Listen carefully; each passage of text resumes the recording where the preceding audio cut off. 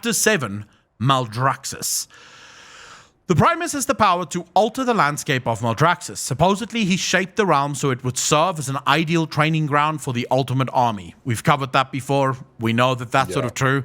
But of course, there is the even deeper speculation that Maldraxxus itself is actually alive.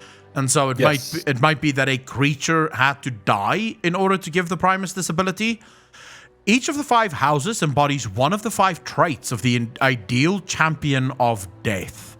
According to legend, the only losses the Primus ever suffered were intentional. So even when he loses, he wins. Right, okay, sure.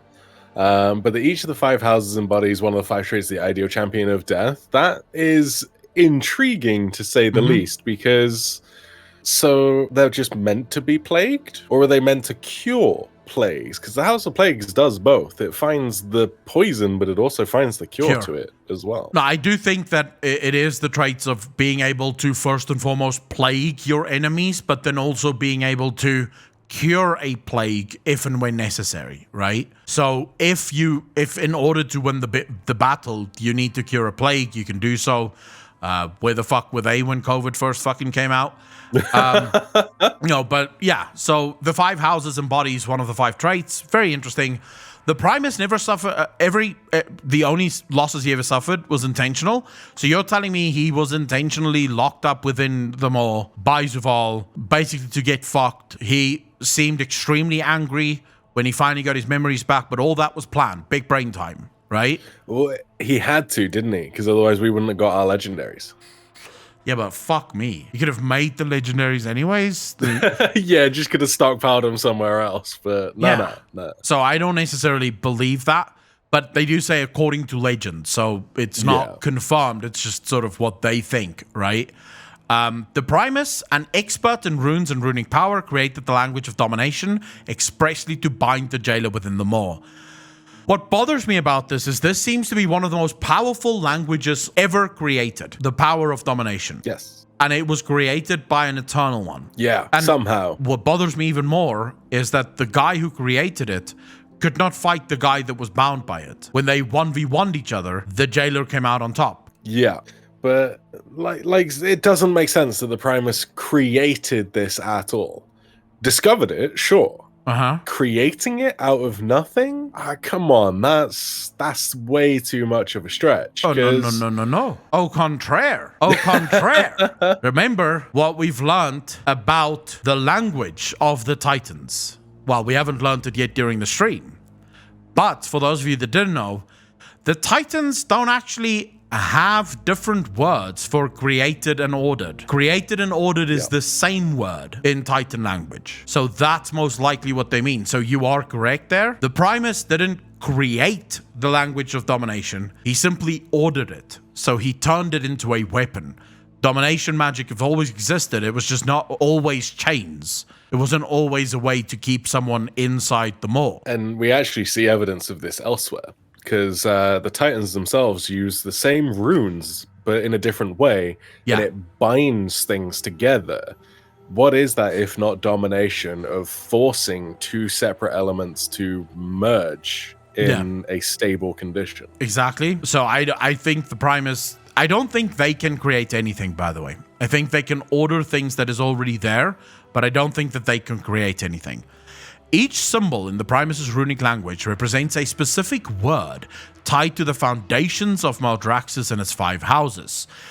These could consist of anything from simple commands to necromantic energy manipulation and be used to imbue weapons with dark power or as a focus of binding magic amongst other things.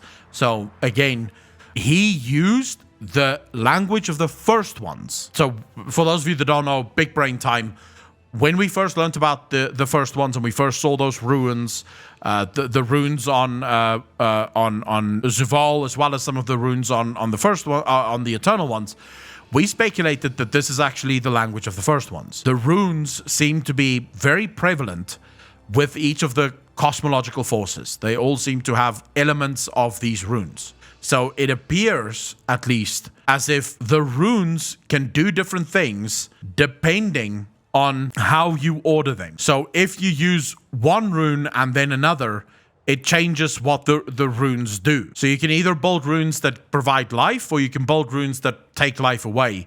It all just depends on how these runes are stationed or how they're ordered. Would you read the same thing, or would you say that it's perhaps deeper? It is exactly the same thing, but in my head now, all I've got is like these are musical notes, right? All these runes are just different musical notes, and different ordering creates different sounds. It emits different feelings out of people and causes different reaction. Yes. But what the brokers are translating is just the Windows Media Player visualizer of this music. Yes. I see what you mean there.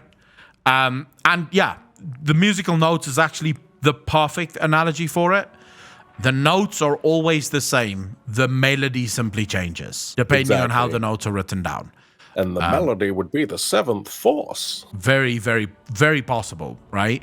Death Knights emblazon their weapons with these runes of domination, though it is unclear how they ever came to learn rune forging when it originated in the Shadowlands. Well, this is where... So we sort of have throwback, or at least a timeline now, for how long ago Zuval learned to master domination magic, because we know that it was Zuval that taught them this. Like, it is definitely an issue with timeline, right? Like, timeline doesn't make sense at all. There is no way to actually mark this out in a good format, because it's not linear, but it's also not cyclical, and it's also not delinear of all happening at the same time. So what is this timeline? So I actually want to see something here. Because the next line is very interesting. Obviously just going to get the thing that I don't care about. But it says here that the jailer's true name is said to hold dark power, which is why he is often referred to as the Banished One or the Jailer in official records. Is this just a Harry Potter fucking reference? Yes. Yes, it is. This is Voldemort, right? This is exactly that. Or Sauron, like, invoking his name is to invite the eye of Sauron upon yourself. So you refer to him as the Dark Lord, etc., etc.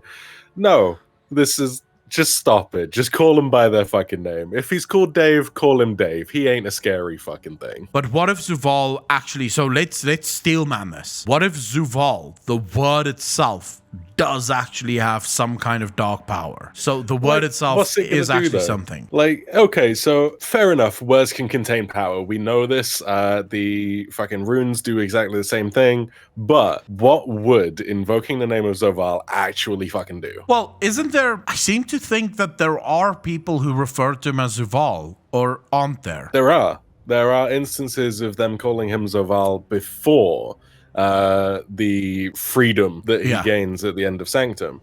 But I think the first time we actually hear it properly in a cinematic is between Sylvanas and him. And obviously she's not going to be worried about invoking the dark power of her, boss. So, I mean, Hades Silo actually has an interesting take here. The myth starts with Hades. You couldn't mention Hades' name. And we know that the Shadowlands is very much... There's a lot of Greek influence in the Shadowlands. So it might be that it just so happens that they inadvertently created Thanos, who is also Hades, but somehow also, Harry Potter. Thanades Potter. Yeah, Thanades Potter would be like what he is, right? No, okay, that name has some power, because you try saying that while you're drunk, and if you manage to do it 3 times in a row, I will congratulate you. Just very quickly, Mister. So you're saying that Bastion is very Greek inspired to you? Oribos is also very, very much Greek inspired. A lot of what we see in Oribos, and also a lot of the sort of artifacts, looks very sort of Pantheon-esque. Now, the reason we would say Greek-inspired is the Eternal One seems to be very closely related to the Pantheon and the Titans are very much Greek-inspired. They seem to be just on the other side. You have Gargua in the Maw, which would be the same as the River Styx. So there's like a bunch of things that is Greek-inspired. Of course, there's also a lot of Irish folklore inside the Shadowlands as well. And then, of course, with Odin coming in, we've got some Viking lore going on. So the Shadowlands is really all over the fucking map. It is theorized that the jailer learned to harness the Primus's power of domination for himself and ultimately used it to break his prison. Well, it's not just theorized, it's the Primus himself that tells us this. Yeah. Information exchanged in soulbinding does not completely fade, even if one of the bondmates should perish. So it really is a merger of the soul. Yeah. Now, this is something that fucked me over with Danuse's explanation of the rope, right? So what this would mean is that you are now, in fact, actually making a braid of rope with somebody else, and that's what your soulbinding is. So does that mean you gain all of their lives like their one rope would contain, or is it one strand of each rope that's now braiding itself? So, for example, if we were to soulbind with Garrosh, would we just get one portion of him because our version is meant to be the worst Garrosh ever? Or do we get all the Garroshes and his full potential? I have no fucking clue. I mean, your guess is as good as mine at this point. So soul binding as a rule, it really is the rule of cool, right?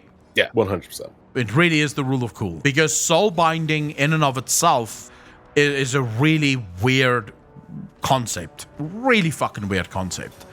Of how that could even work, to be honest. Ladies and gentlemen, thank you so much for watching. I hope you enjoyed it. This was an excerpt from the Shoal Show. If you did, remember to hit that like button, hit that subscribe button, and smash that bell for more content like this. I want to take some time to thank the patrons and the Twitch subs of this channel. Thanks to you, this channel keeps growing, so if you want exclusive content, head over to Patreon. The link is in the description down below, or live every Tuesday to Friday over on Twitch. Again, link in the description down below.